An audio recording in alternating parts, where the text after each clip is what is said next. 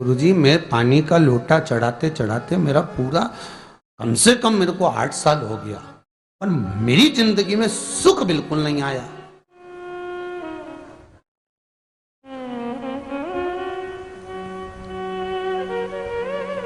हमने कहा तूने कैसे चढ़ाया, वो भी तो सुने। तो क्या कैसे, क्या स्नान करा और मंदिर जाके लोटा चढ़ाया पानी का। अच्छा, अब मैंने कहा तू चुप रहे। उसके पति, यहीं की इसी ऑफिस की बात है, भवानी मंडी से, उसके पति से पूछा, हाँ जी वर्मा जी सही बताओ, पत्नी लोटा कैसे चढ़ाई। गुरुजी, ना जाने कहाँ के महाराज के चक्कर में पड़ी, लोटा भर के पानी चढ़ाने जाए, नहाने के बाद बच्चा इतना सा रो रहा, चिल्ला रहा, पर उसको टच तक नहीं करे, किसी चीज के नहीं छुए, और बिल्कुल कोरी की कोरी साड़ी पहने, धुली हुई, पहले ही बाथरूम में टांग के धर दे, उसको कोई छू नहीं सकता, टाविल टच नहीं कर सकता, और ऐसी जाके शंकर जी के फिर लोटा चढ़ाए। मंदिर में अगर किसी ने छू लिया तो वापिस आ जाए, नहाए धोए फिर जाए। मैंने कहा बस अब तो तू ऐसी जिंदगी भर चढ़ाती रहे तो भोलेनाथ आएगा ही नहीं।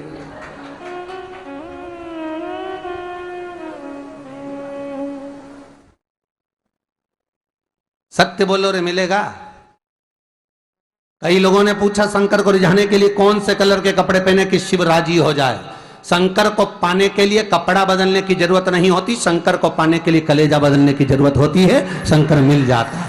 कपड़े से शिव कभी नहीं मिला साहब। आप कौन से कलर के कपड़े पहन रहे हो, ये शिव प्राप्त नहीं करोगे हो। सफेद पहन लिए, लाल पहन लिए, केसर के पहन लिया, उससे शंकर नहीं मिल रहा हो। बहुत सारी रुद्राक्ष की माला धारण कर ली, हाथ में भी खूब सारा रुद्राक्ष पहन लिया, यहां पर भी पहन लिया, कान में भी रुद्राक्ष धारण कर लिया, जटा पे भी रुद्राक्ष लगा लिया, उससे शिव नहीं मिलने वाला हो।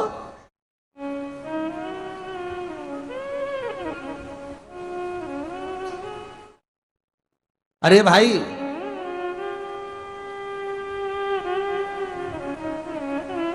किसके पास में जा रहे हो आप जल चढ़ाने के लिए? जम के बोलिए जरा। शंकर जी के पास। शंकर जी कौन है? तुम्हारे कौन से मतलब नहीं है। भगवान को तो केवल इतना मतलब है कि आप मन कैसा लेकर आए हो। ये तन साफ करने से, स्नान करने से, खूब रगड़ रगड़ के नहाने से, लक्स पेयर से, खूब घिस घिस के नालों ने, क्रीम ने, पाउडर, डेंटिंग पेंटिंग करके फिर भगवान के पास जाओ और बढ़िया 2-4 घंटे तक फैशन करके भगवान को रिझाओ, भगवान रिझेगा? अरे गर्ग संहिता में लिखा है कि शंकर को एक बार प्रणाम करने का फल क्या है कि 10 अश्वमेध यज्ञ के स्नान का जो फल होता है वो मात्र शंकर को प्रणाम करने से मिल जाता है। कितना? 10 अश्वमेध यज्ञ के स्नान का जो फल है शंकर को मात्र प्रणाम करने से मिल जाता है। पर गर्ग संहिता कहती है कि 10 अश्वमेध यज्ञ के स्नान के बाद भी मनुष्य का जन्म वापिस मिल सकता है। मतलब वापिस तुम्हारा जन्म हो सकता है, किसी भी रूप में हो, जन्म हो सकता है। पर शिव पुराण कहती है, गर्ग संहिता कहती है, स्कंद पुराण कहती है, नर्मदा पुराण कहती है कि महाराज इतना जरूर है कि शिव को प्रणाम करने का फल उतना है कि 10 अश्वमेध यज्ञ के स्नान का फल मिल जाता है। पर गर्ग संहिता कहती है कि शंकर के चरणों में अगर प्रणाम कर लिया तो ये पक्का है कि अश्वमेध यज्ञ का फल भले कट जाए पर शंकर के प्रणाम का फल नहीं कटता, उसका वापिस जन्म नहीं होता और वो शिव का हो जाता, वो शंकर का हो गया, फिर उसका जन्म नहीं है महाराज।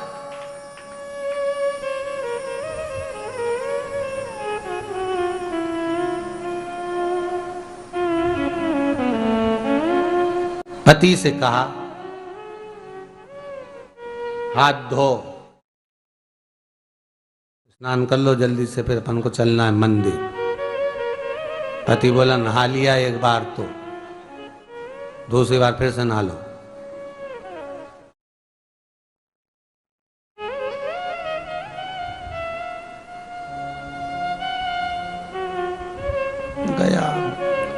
नी के ना माने तो कई घर में चंद्र घंटा से माथा बिड़ा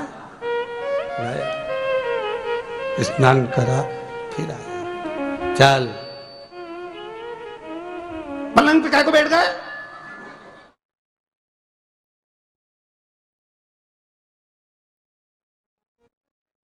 पलंगी तो है।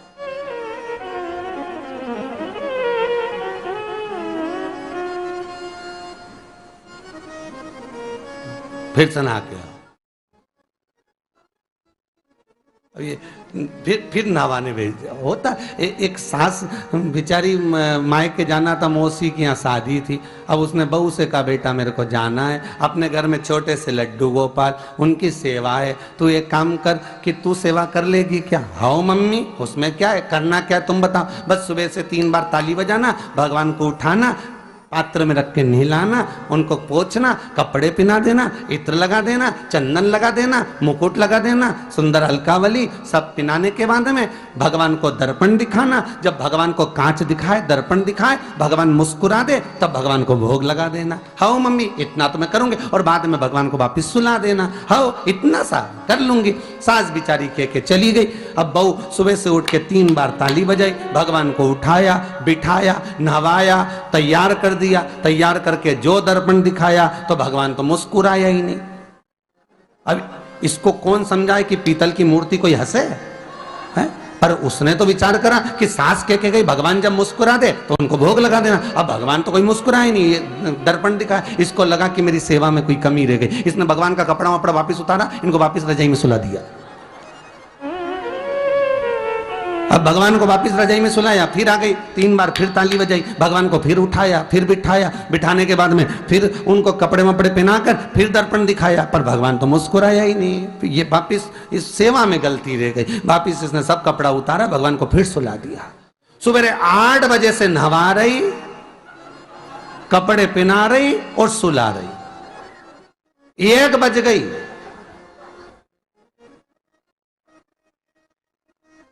कुछ गलती रह गई होगी अपने सास के गई। अब की बार फिर भगवान को नहवाया। भगवान भी मन में सोचे नहवाई नहवा रही, खवा तो कछु ना रही। 28 बार नहवा दिया।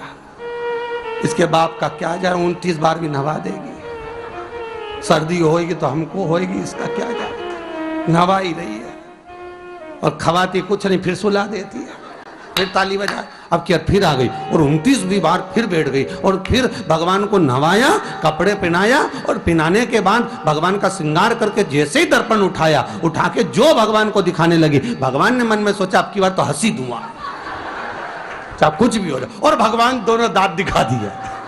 जैसे ही भगवान ने दांत दिखाया, इसने दर्पण रखा और जल्दी से भोग लाई, भगवान के जिमाया। भगवान के जिमाया, जिमने के बाद भगवान को फिर वापस सुला दिया। अब ये सुबह से जैसे ही आए तो भगवान पहले ही मुस्कुरा के, क्योंकि भगवान को मालूम है नवाएगी 25 बार का मतलब उससे चंद हंसी दो,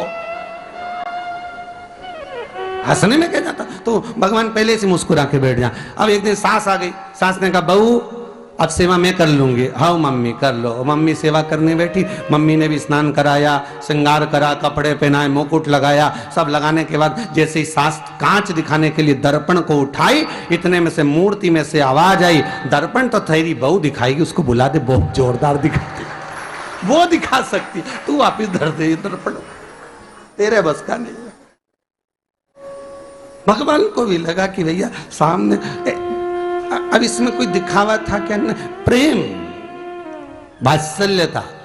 भगवान भक्ति के बल पर रिश्ता है। फिर बैठ गए पलंग पे, नाव वापिस नाते नाते चले, मंदिर पहुंच गए और राम बेलपत्तर तो घर धरी आई। जैसे ही बोली बेलपत्तर घर धरी आई, पति इसको घूर के देखा, 2 बार नवाया है और बेलपत्तर रखी आई घर। ये पति से कहती कि तुम लेने जाओ, उससे पति पहले ही बोल दिया था कि मेरा तो आज घुटना बहुत दुख रहा, बहुत घुटना दुख रहा।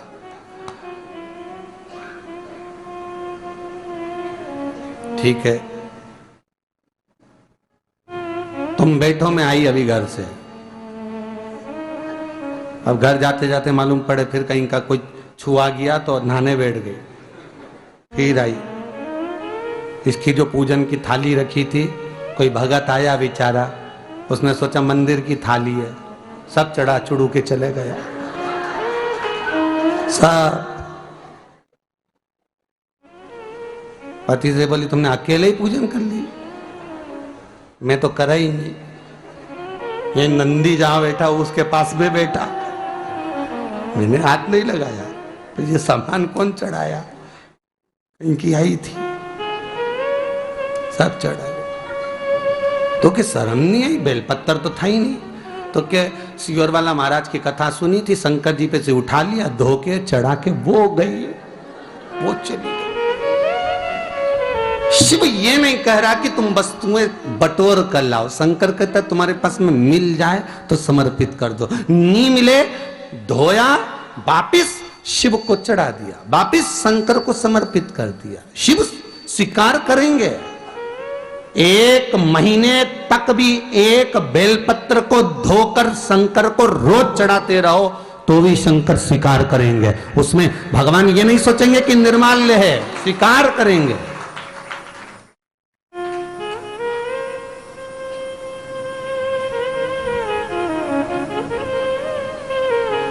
पर इसका मतलब ये नहीं है कि तुम मंदिर के घर से अगर पास में लगी हो, नजदीक में लगी हो, 8, 10, 15 घर छोड़कर कुछ थोड़ी दूरी पर भी बेलपत्र लगी हो तो लेकर जरूर जाना, नहीं तो कहीं कहीं की इतनी आलसन। उन्होंने कहा सियोर वाला महाराज बोला तुम तो उठा उठा के चढ़ा दो, तो भगवान के मंदिर में ही बेलपत्र नहीं जाए मालूम पड़े हो, तो ऐसा नहीं है कि नहीं जाए वाला, जाओ, पास में लगी हो तो लेकर जरूर जाओ।